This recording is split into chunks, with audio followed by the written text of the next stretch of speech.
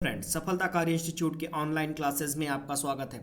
दोस्तों, जैसा कि आप जानते हैं कल टीईटी का पेपर है। दोस्तों, पर्यावरण के कुछ महत्वपूर्ण प्रश्नों के साथ हम उपस्थित हैं जो कि एग्जामिनेशन में बार बार पूछे गए हैं। तो चलिए हम बात करते हैं प्रश्न नंबर 1 की। निम्नलिखित वृक्षों में कौन पारिस्थितिकी मित्र नहीं है? कौन पारिस्थितिकी मित्र नहीं है? ऑप्शन नंबर ए है बबूल, बी है यूकेलिप्टस, सी नीम और डी है पीपल। तो दोस्तों, इसमें आपका ऑप्शन नंबर बी सही हो जाएगा, यूकेलिप्टस। क्या हो जाएगा? यूकेलिप्टस। दोस्तों, यूकेलिप्टस यह अत्यधिक जल ग्रहण शक्ति के कारण पर्यावरण के शत्रु के रूप में घोषित किया गया है। इसकी अत्यधिक जल ग्रहण शक्ति के कारण यह पर्यावरण शत्रु के रूप में घोषित किया गया है। और दोस्तों, यह पौधा ऑस्ट्रेलिया महाद्वीप में बहुतायत पाया जाता है। ध्यान दीजिएगा, कहाँ पे?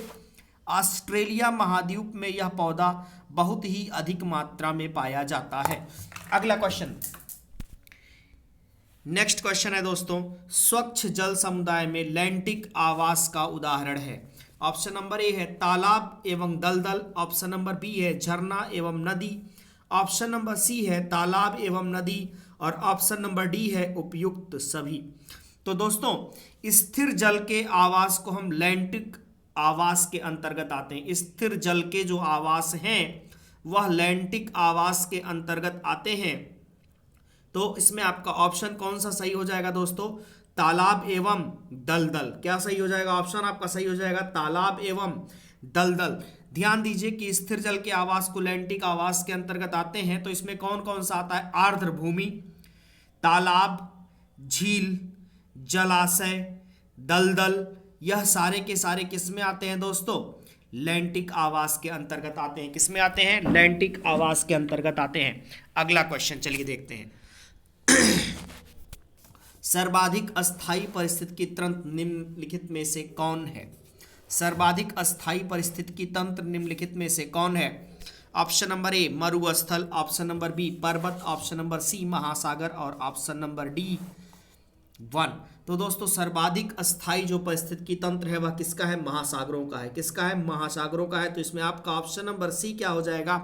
सही हो जाएगा। अगला क्वेश्चन, परितंत्रों की घटती उत्पादकता के क्रम में उनका निम्नलिखित में से कौन सा अनुक्रम सही है? ऑप्शन नंबर ए है महासागर, झील, घास स्थल और मैंग्रोव। ऑप्शन नंबर बी है मैंग्रोव, महासागर, घास स्थल, झील। ऑप्शन नंबर सी मैंग्रोव, घास स्थल, झील और महासागर। ऑप्शन नंबर डी महासागर, मैंग्रोव, झील और घास स्थल। तो दोस्तों, अगर हम परितंत्रों की बात करते हैं, ठीक है, तो परितंत्रों की घटती उत्पादकता के क्रम में आपसे पूछ रहा है। यह जानिए कि जितनी अधिक विविधता वाले परितंत्र होंगे उत्पादकता भी उतनी अधिक होगी। ठीक, तो मैंग्रोव यह अधिक विविधता वाला है तो सबसे पहले रहेगा। इसके बाद आता है घास स्थल, इसके बाद आता है झील और इसके बाद आता है महासागर। तो आपका ऑप्शन नंबर सी क्या हो जाएगा? सही हो जाएगा। ध्यान दीजिएगा, जितनी अधिक विविधता वाले परितंत्र रहेंगे उत्पादकता भी उतनी अधिक होगी। ठीक है, अगला क्वेश्चन है दोस्तों, रेड डाटा बुक अथवा रेड लिस्ट से संबंधित संगठन है।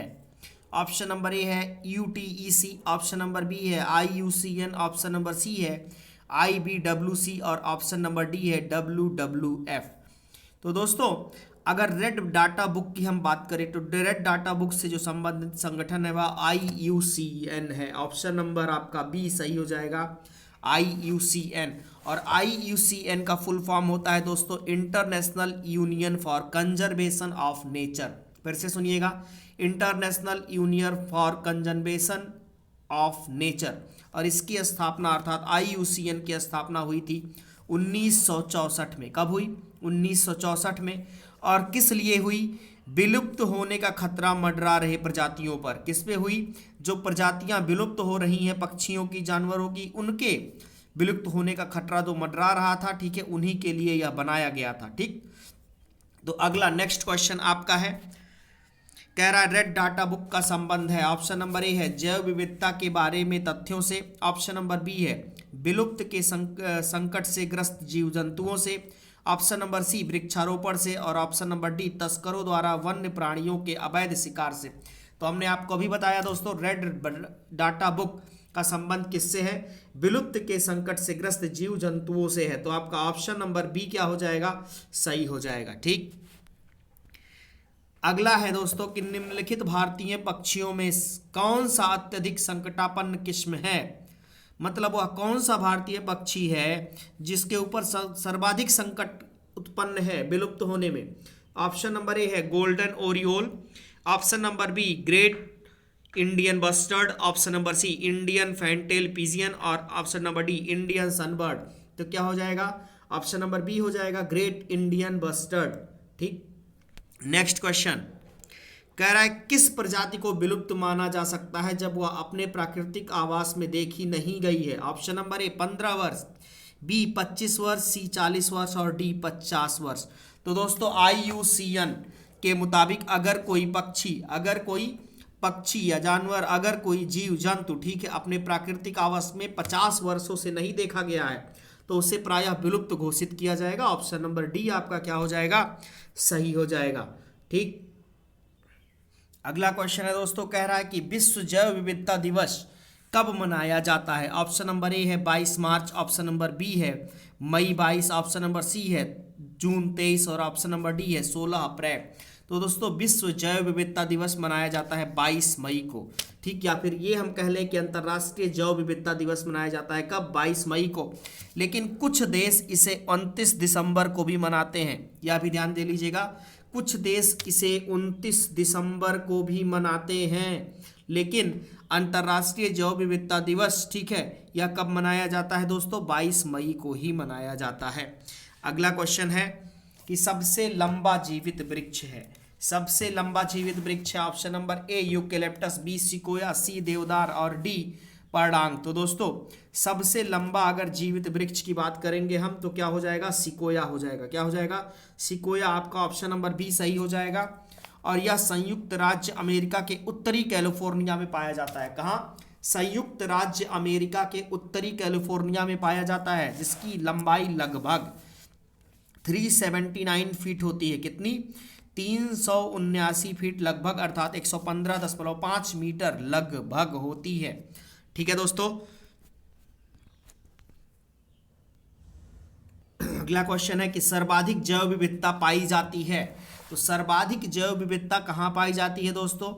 ऑप्शन नंबर ए है शांत घाटी, ऑप्शन नंबर बी है कश्मीर में, ऑप्शन नंबर सी है सुरमा में, ऑप्शन नंबर डी फूलों की घाटी में।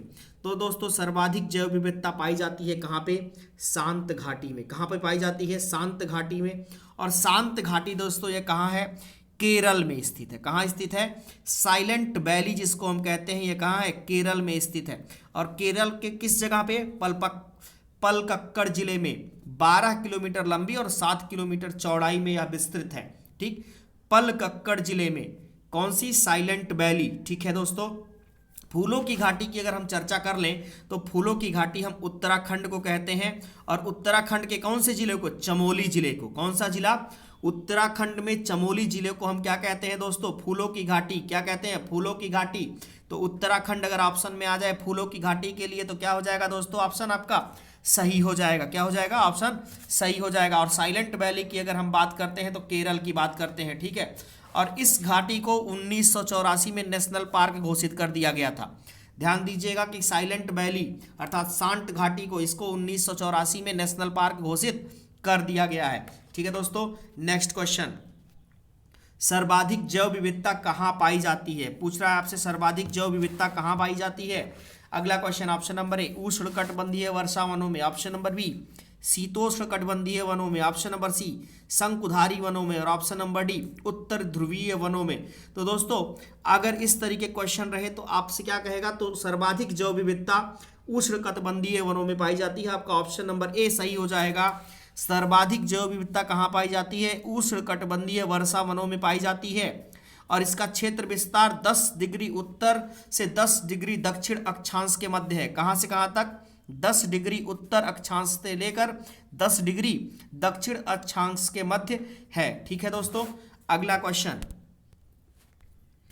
जैव विविधता का सबसे महत्वपूर्ण पहलू अगला क्वेश्चन आपसे कह रहा है कि जैव विविधता का सबसे महत्वपूर्ण पहलू, ऑप्शन नंबर ए भोजन, बी औषधि, सी औद्योगिक उपयोग और डी पारिस्थितिकी तंत्र का निर्वहन।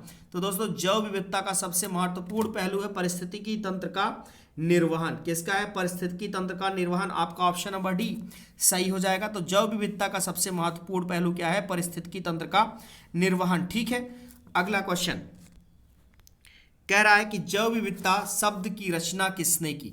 तो दोस्तों जैव विविधता शब्द की रचना किसने की? Option number A BP Singh, option number B Karl Mobius, option number C sir AG Tansley और option number D Walter G Rosen. तो दोस्तों जैव विविधता शब्द की रचना सर्वप्रथम किसने की है? वाल्टर जी रोसेन ने। ऑप्शन नंबर डी आपका सही हो जाएगा। किसने की है? वाल्टर जी रोसेन ने। ठीक है दोस्तों, नेक्स्ट क्वेश्चन देखते हैं। जैव विविधता का अर्थ क्या है? जैव विविधता का अर्थ, ऑप्शन नंबर ए विभिन्न प्रकार के पादप एवं वनस्पति, ऑप्शन नंबर ई बी विभिन्न प्रकार के जंतु, ऑप्शन नंबर सी एक निर्धारित क्षेत्र में विभिन्न प्रकार के पादप एवं जंतु और ऑप्शन नंबर डी विभिन्न प्रकार के विदेशागत पादप एवं जंतु। तो दोस्तों जैव विविधता का अर्थ है एक निर्धारित क्षेत्र में विभिन्न प्रकार के पादप एवं जंतु। तो ऑप्शन नंबर सी आपका सही हो जाएगा। जैव विविधता का अर्थ है एक निर्धारित क्षेत्र में विभिन्न प्रकार के पादप एवं जंतु। ठीक, अगला क्वेश्चन आपसे पूछा जा रहा है भारत में वन्य जीव संरक्षण अधिनियम किस वर्ष में लागू किया गया था? ऑप्शन नंबर ए है 1962, ऑप्शन नंबर बी है 1970, ऑप्शन नंबर सी है 1972 और ऑप्शन नंबर डी है 1982। तो भारत में वन्य जीव संरक्षण अधिनियम कब लागू हुआ दोस्तों? 1972 में। 1972 में आपका ऑप्शन नंबर सी सही हो जाएगा। तो भारत में वन्य जीव संरक्षण अधिनियम 9 सितंबर 1972 को लागू किया गया। ठीक, और क्यों लागू किया गया? वन्य जीवों की तस्करी, अवैध शिकार से रक्षा एवं संरक्षण के लिए भारत सरकार द्वारा। ठीक है, और इस अधिनियम में कुल 66 धाराएं हैं। कितनी धाराएं हैं? 66, जिन्हें 7 अध्याय और 6 अनुसूचियों में विभाजित किया गया।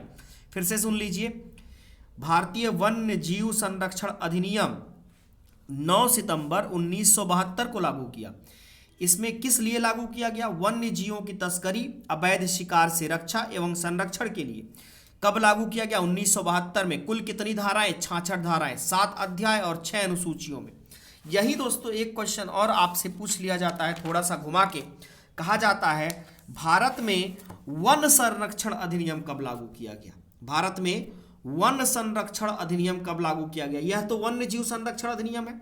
जो अगला क्वेश्चन पूछा जाता है वन संरक्षण अधिनियम कब लागू किया गया या कब पारित किया गया, तो आप बताएंगे वन संरक्षण अधिनियम सन 1980 में। कब? 1980 में, 25 अक्टूबर 1980।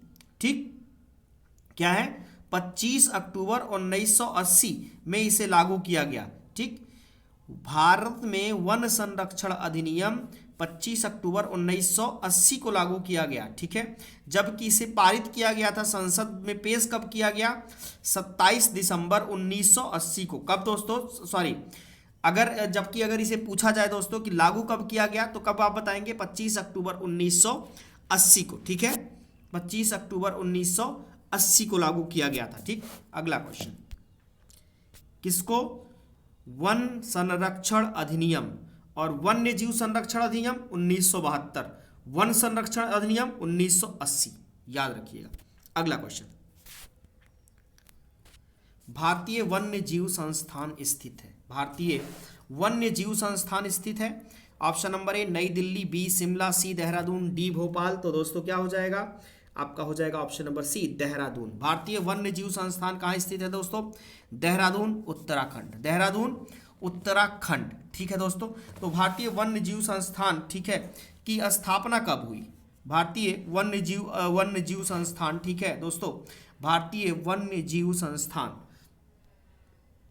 तो भारतीय वन्य जीव संस्थान दोस्तों, भारतीय वन्य जीव संस्थान की स्थापना कब की गई? 1906 में। कब की गई? 1906 में की गई, उत्तराखंड के देहरादून में, ठीक है। कब की गई दोस्तों? उत्तराखंड के देहरादून में 1906 में की गई, ठीक है दोस्तों। भारतीय वन्य जीव संस्थान, ठीक है, या फिर ये कह ले वन अनुसंधान संस्थान, जो कि 1991 में यह विश्वविद्यालय बन गया, वन अनुसंधान संस्थान, ठीक है दोस्तों।